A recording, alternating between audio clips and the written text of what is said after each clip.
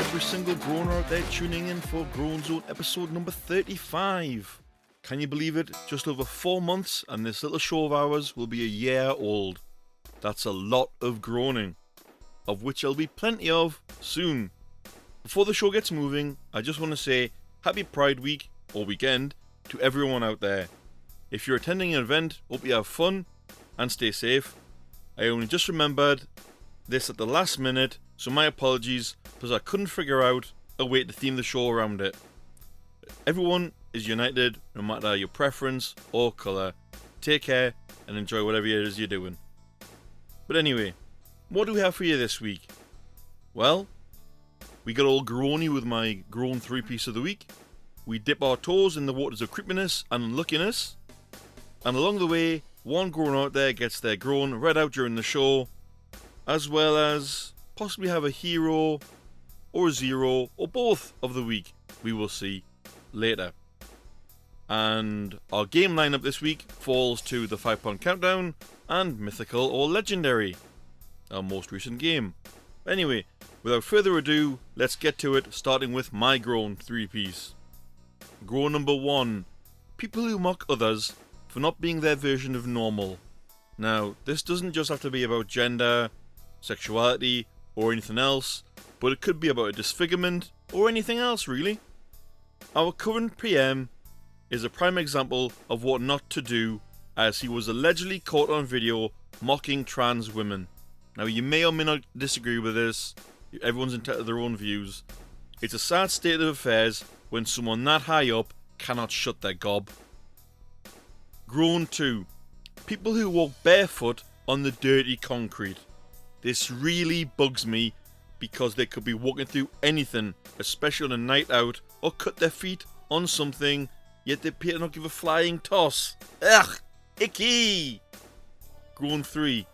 When it starts raining, but you cannot put your coat on because it's still as hot as balls outside. Do you choose option A, to sweat like a cat in a room full of rocking chairs, or B, do you risk getting wetter than a surfer's swimsuit? No-win situation. You're gonna get wet either way. But that's my groans jet-propelled outwardly into the groan zone. No fears, audience, I have yours hot and ready to go, but later on in the show. But now we're going to jump into some unlucky times with Ohhh Unlucky. This week's unlucky person, well, in a bit of a different spin this week, I'm going to drop this week's Ohhh Unlucky in picture format on the Facebook group and the Discord channel once the episode's out there. I laughed when I saw this though, so hope you guys do as well. I'm sure some of you it's happened to you in the course of your life at one point. I'm not going to go into it. You guys just have a look at it and I hope you laugh. I know I did. Now we move along to the 5-pound countdown. 5 points up for grabs at the start. You change your answer as the clues move on and you were correct previously.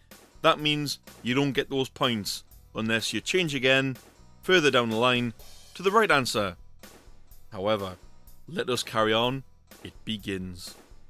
Clue number 5. I bring lots of fun, but can also make people sick. Clue number 4.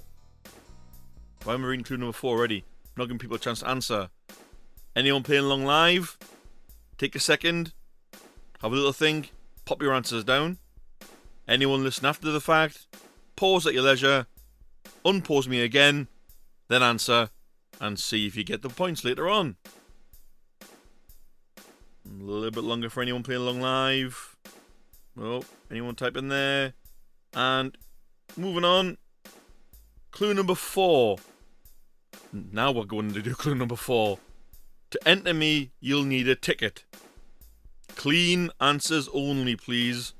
I know some of these clues sound a bit suggestive, but clean answers only. Anyone putting any filth up in the group will be muted. So watch yourselves. Any answers popping in there? Someone's put in a show. Good answer. But is it right though? You'll find out later. And that's it. Clue number 3. There's no age limit to come have fun with me.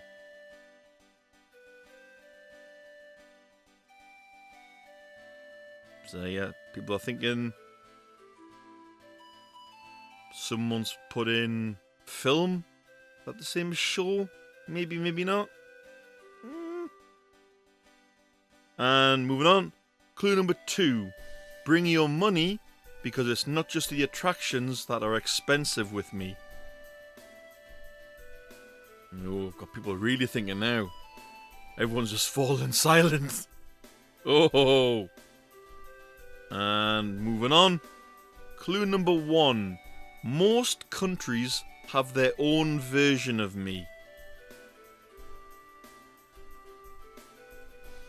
And that's it there. We will get the answer at the end of the show. Now, I recall I mentioned an audience groan, and this one was a verbal groan from Louis as we stood in the queue at Tesco Extra. And he groaned about why the hell are some people so slow at tills or at the cinema. Just pick your snacks at cinema prior to paying instead of holding us all up with your indecision. Wow, Lewis. Dropping groan bombs there, my man. I figure you've been in this position before. Cheers for the verbal groan though. But wait, he groaned in verbally, but I know a lot of you have not sent your groan in yet, especially you. Yes, you. How can you do this? Well, pick your method really. You can find me and give me a verbal groan directly on the street, or I may see you randomly and ask you. If you hear the question, what annoys you in life? You've just found Mystery Groaner and he's just asked you your question. You can fire the show an email off to the groanzonepod@gmail.com.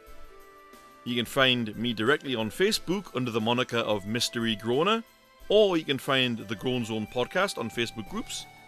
And lastly, you can join on Discord on the Groan Zone podcast. You can also send in your Well That's Creepy stories, your nomination for Ohhh Unlucky picture or story mode, or your hero or zero of the week nominations via the above as well. Gotta tell you, WhatsApp will be coming once I get a little smartphone, so you lot can send in groans in live. You can call me and groan live, or just send them in when I'm offline, and then I'll queue up your audience groan ready for when the show gets recorded. But that's a plan for future. Speaking of plans, times and future, it's time for mythical or legendary. Simple premise, are the following stories urban legends? Are they legit or are they utter bunk? 1 point per round. Now some of these are a bit wordy, so do bear with me. Round number 1. The Bunny Man. So this urban legend came from 1904. There were a group of mentally afflicted patients being transported from a closed facility in Clifton, Virginia, USA to another facility. However, most of the patients escaped but were recaptured aside from one by the name of Douglas Griffin, who was being held for killing his family. Now, he found an overpass in Colchester, Virginia, and began to kill and skin rabbits, dangling their bodies there and in the surrounding trees. This earned him the name of the Bunny Man.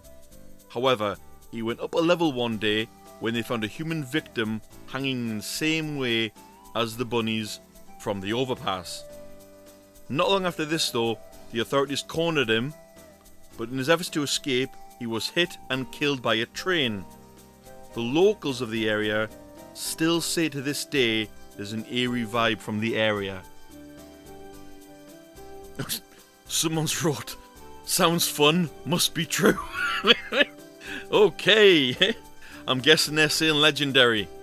Have a think after all that what I've just told you there. Is it mythical or legendary? I'll give you a little bit to answer and then we'll move on. Just have a think there, guys. What are you going to go with? Mythical or legendary? Gonna have to rush anyone thinking out there. Indecision. Sorry. Stop. That's it. Moving on to round number 2. Needles at petrol pumps. An email went around warning people that HIV-infected needles had been attached to petrol pumps or in coin return slots across various countries.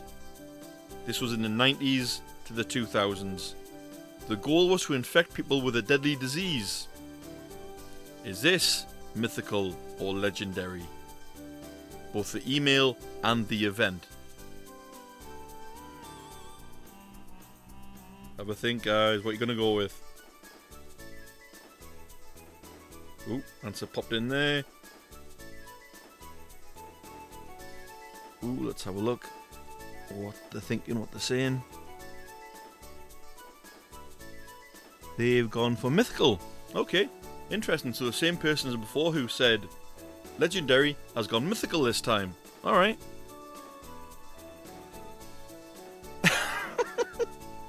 And they've wrote a reason for their answer because it's not as good as crack squirrels.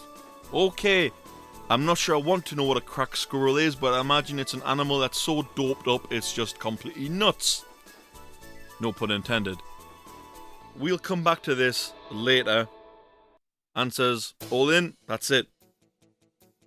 And now, let's spin ourselves into the creepy side of the show. So we've all heard about the billionaire and subcrew that were lost on a tourist journey to the Titanic. I think it was a tourist journey. If I've got that wrong, do correct me.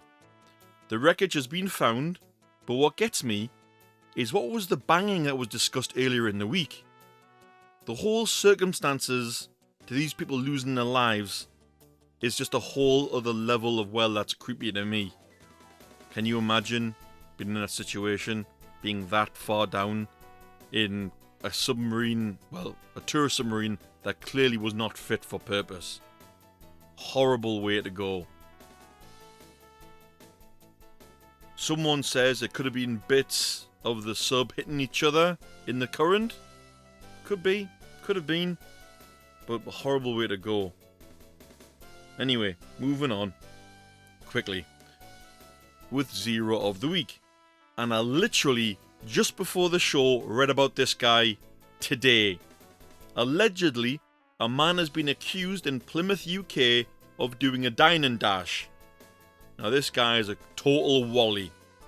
He tried to blame another group, but apparently he skipped out on a £215 meal bill. Mate, you got to eat, so it's only fair you pay for it. Goober is definitely a Zero of the Week.